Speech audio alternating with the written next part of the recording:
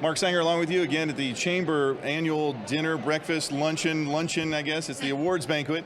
And we have Vicki Sawyer with us. And Vicki, so glad to have you with us. What is going on? Most people may not know what you do, but please tell us what's going on 2 hours away from here. So what I do is a lot of nothing in Raleigh these days. So I will say that we do not have a current North Carolina state budget, and we continue to battle back and forth to see what we can do. But right now, a whole lot of nothing. That's right. Well, Vicki, you've been over there now for quite a few years. And what do you see across the state? What's happening? Red, blue is a big discussion. You got the Republican convention coming to town, and a lot of the legislature in the last 10 years, it was really a lot of momentum, and now just, what is going on? Well, that's a great question, because I do see a lot of activity, but in different parts of the state. So if you're in Mecklenburg County or Durham or Wake, you're seeing a big blue push.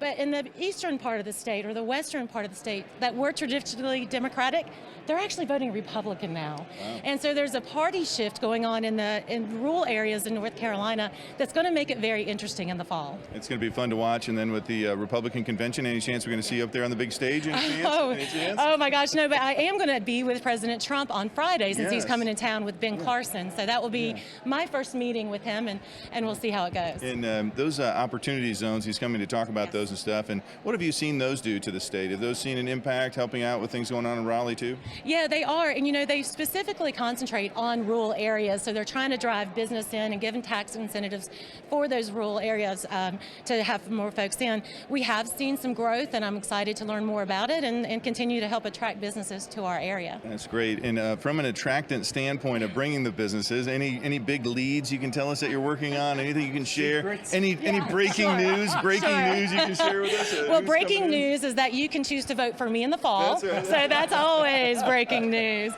You'll see on the ballot. But we do have a local municipal or county election coming up in March 3rd, and the president does have a primary. And so if you are Republican or independent and you want to choose to vote, make sure you vote on March 3rd, because you will have some top of the ticket primary races. That's right. And so Vicki, as far as this local area goes and the area that you serve, what are some of those things that you see that maybe people haven't noticed that you say, I didn't realize this either, but now I know? What are some of those surprises you've seen now that you've been serving the district? So the biggest surprise has been how hard it is for local and state and federal government to come together with a common plan for traffic.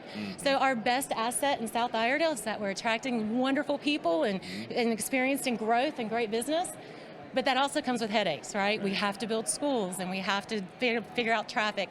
And they just don't, the gears actually work against each other instead of with each other. Yeah, and you know what that really comes down to, don't you? Yes. Who's going to pay for it? Yeah, always. That's really what it comes down to. Is who's going to, that's why there's all the bickering. Well, that's a great idea. You all should do that, right? They want to push the dollar up on somebody else. But that's so true. Well, we've enjoyed getting to know you over the years here now, and appreciate all you're doing for this area. And anything else you can say to a local business that says, you know what, maybe I haven't seen some of the Trump stuff, or maybe I haven't seen the economy. What do you say to them? Well, I say that as a local business owner myself, either you get into politics or out of business. Right. We are so small, and we are local, and continue to support your local businesses and business owners like myself who get out there and try to do the right thing to attract more folks every day. So, Vicki, people seem to forget, you do have a primary business, right? Yes, we all have to make a living, And so I met your husband. I actually interviewed him on our show, Local Biz Now. I adore him. He's just a wonderful man. And it's clear to me that he's holding down the shop while you are operating the business. But talk about the business that you and your husband are in, because it really does touch so many small businesses in the area. Can you talk a little bit about that? Yeah, I would love to, and thank you. He is constantly, I say thank you for continuing to employ me, because I am the worst employee we have. I would have fired me years ago. But no, so we do have a small local business, and we have 2 locations, and it's an insurance agency. So we are with people from the cradle to the grave, and that is a business cycle as well. So people who are just starting their business, or those who are third generation. So we see folks in all stages of life, and we try to work and help them. Being a state senator is tough when you try to have your local business, because we were, I think, in Raleigh 11 months last year, 140 days of working days. And so, again, I'm very grateful for that. But it has given me a unique perspective. One is that as a state senator, I'm the conduit of information between the state and folks who are here local. as an insurance agent, I'm a conduit of information between the company and our customers. So it's very blended very well and nicely together. Well, and one of the things that I really liked and enjoyed about your husband, he told a story that was great, and that's when you and him were thinking about getting started in business, and he said, honey, have you ever met an insurance agent that is poor? And you said, we are. Yes.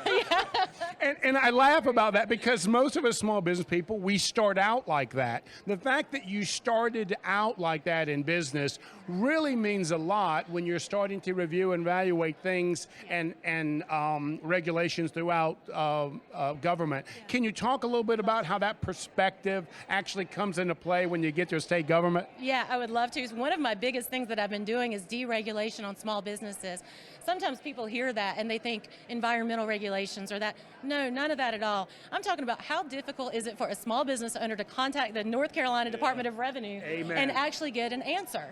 That is ridiculous. I mean, they are the front porch of our business community and the face of our government, and yet constantly it's not a great experience. So I'm trying to work to mitigate those losses and try to say, guys, let's do this as a customer service and welcome people into North Carolina instead of slamming the door in their face.